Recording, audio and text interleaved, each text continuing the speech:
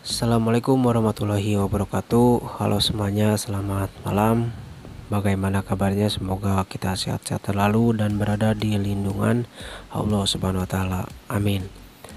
Nah, baik ya, alhamdulillah dalam kesempatan malam ini saya bisa hadir kembali memberikan edukasi penjelasan tentang trading di Olim Trade. Nah, baik. Jadi dalam video ini saya akan menjelaskan tentang strategi SNR yang part kedua atau versi yang kedua, dimana yang part pertamanya itu strategi SNR-nya itu menggunakan osilator RSI. Nah, di sini saya tidak akan menggunakan osilator maupun indikator. Mungkin teman-teman sedikit bingung ya bagaimana caranya gitu. Oke, mudah sekali. Nah, sebelum saya lanjut ke inti pembahasan, subscribe terlebih dahulu channel YouTube ini, like dan share agar channel ini bisa maju dan lebih berkembang lagi ke depannya, yang tentu juga bermanfaat bagi teman-teman semua. Mohon maaf ya sebelumnya jika suaranya kurang jelas karena saya sedikit sakit tenggorokan. Oke, kita langsung pasang saja ya strateginya ini. Di sini saya menggunakan garis horizontal. Nah, kenapa memasang garis horizontal? Karena asik. Garis horizontal ini sifatnya permanen. Permanen gimana, Kang? Jadi ketika kita sudah mengetahui, jadi tata caranya itu sama seperti yang part pertama. Kita lihat dulu di jangka waktu sebelumnya, cari harga tertinggi dan harga terendah, kemudian kita baru pasang garis horizontal ini dan garis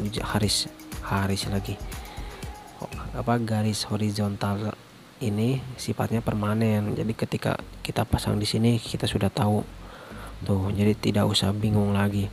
Nah, dikhususkan untuk teman-teman semua, pasang garis horizontal line ini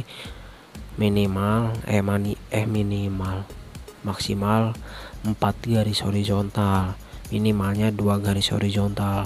Tetapi alangkah lebih baiknya kita pasang 4 garis horizontal saja, karena ditakutkan di tren yang sedang terjadi atau di tren beberapa jam kemudian itu si trennya ini takutnya menembus garis resist di jangka waktu sebelumnya atau garis support yang jangka waktu sebelumnya.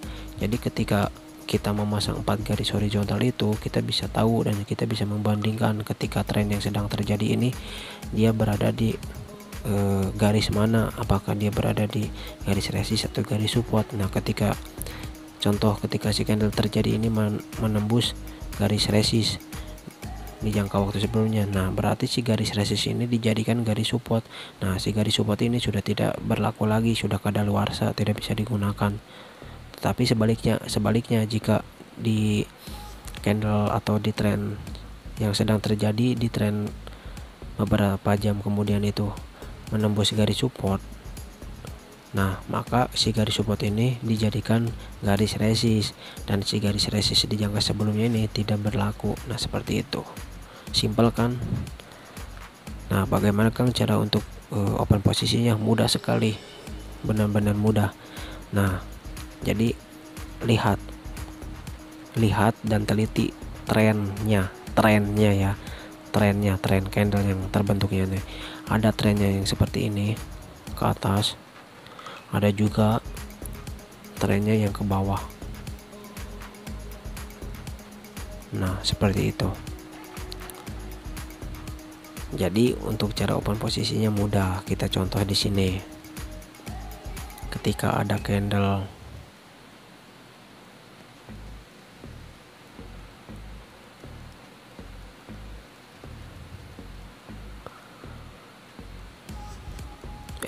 malah kehapus.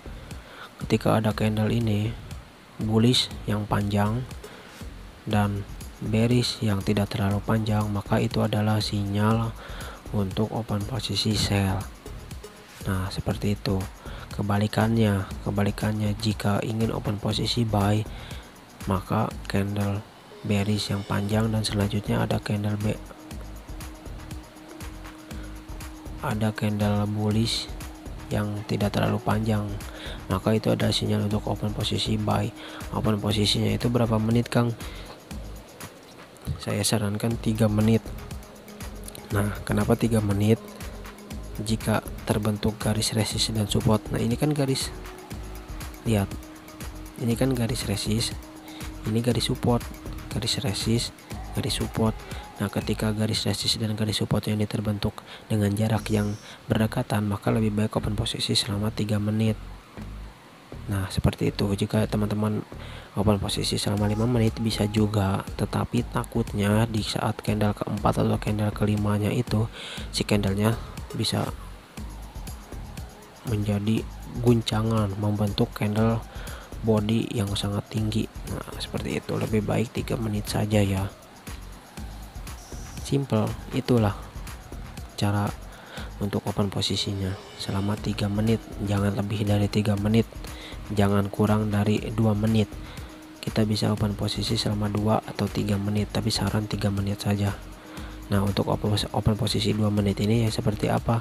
Untuk open posisi 2 menit itu yang lebih pendek jaraknya seperti ini. Ini kan jaraknya lumayan agak panjang. Nah, untuk 2 menit seperti apa? Nah, untuk 2 menit seperti ini.